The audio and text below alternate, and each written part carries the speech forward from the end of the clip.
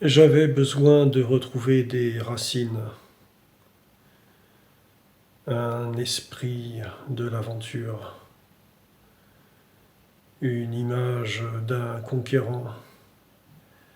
J'avais besoin de sortir de ma vie quotidienne, de retrouver un passé glorieux, de rejoindre des ancêtres, des conquistadors, des flibustiers, des pirates, des voyageurs du Nouveau Monde, ceux qui ont traversé les océans, ceux qui ont exploré des terres inconnues. Je les envie, ces voyageurs. Ils ont découvert des territoires, des forêts vierges, des montagnes enneigées. Ça devait être génial. Ça devait être une joie permanente. Se frayer un chemin dans la jungle, avancer dans la forêt. Aujourd'hui, nous n'avons plus cette joie. Le monde est réduit à une carte visible en 3D.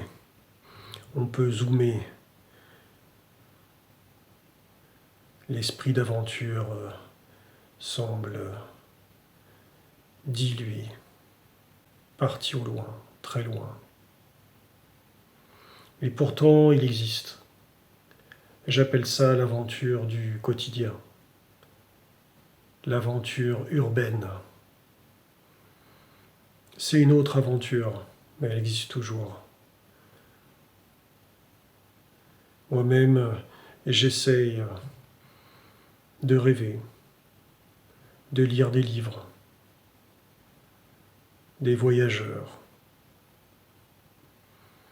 ceux qui traversent des continents à moto, à vélo, en voiture, les explorateurs des montagnes, ceux qui vont partir vivre en camping, dans la savane. Moi, je me contente de mon aventure urbaine, au milieu des trains, des tramways, des métros, des bus. Mais chez moi, je suis content. Le soir, j'ouvre mon livre papier, et je le lis. Je replonge dans ce passé fabuleux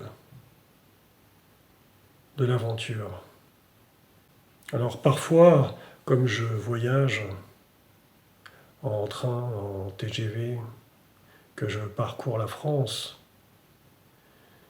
eh bien, je lis sur mon smartphone des livres numériques que j'achète,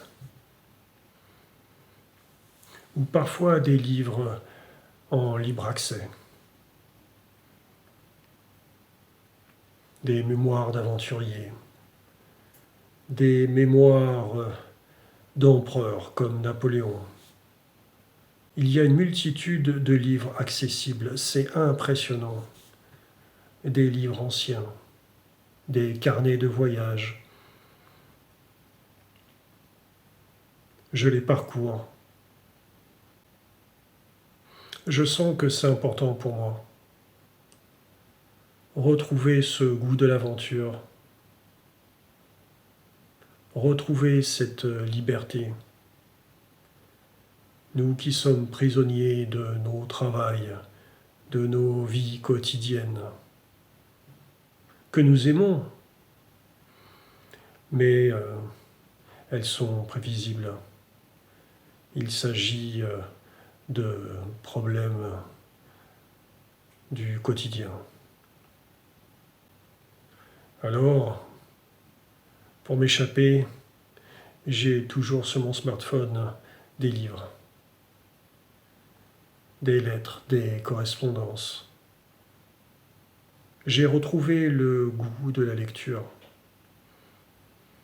Je l'avais perdu à cause de mon travail, à cause de ma vie active, à cause de ma vie de famille. Mais il y a quelques mois, quelques années même, j'ai pu reprendre la lecture par de petits livres, des livres d'aventure donc, des carnets de voyage, parfois des romans policiers. J'ai repris donc ce goût de la lecture et maintenant je ne peux plus m'en passer. Je me suis donné quelques objectifs. Lire tous les jours un peu dans le train qui me conduit à mon travail. Lire le soir avant de me coucher. C'est important. Ça me permet maintenant de garder un équilibre. Et j'ai ajouté une nouvelle activité. Écrire. Quelques lignes, quelques mots comme ça sur mon bloc-notes pour un peu faire le point.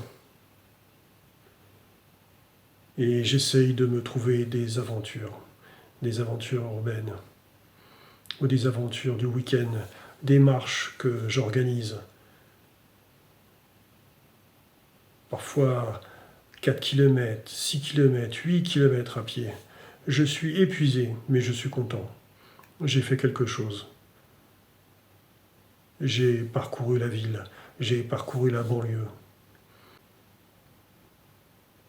J'essaye de retrouver ce goût de l'exploration, de l'aventure, d'être un pirate ou un flibustier de la ville, du quotidien, du week-end. Je me construis ma propre aventure. C'est important de garder cet esprit de rêve, cet esprit de création. Je vous le recommande. À bientôt.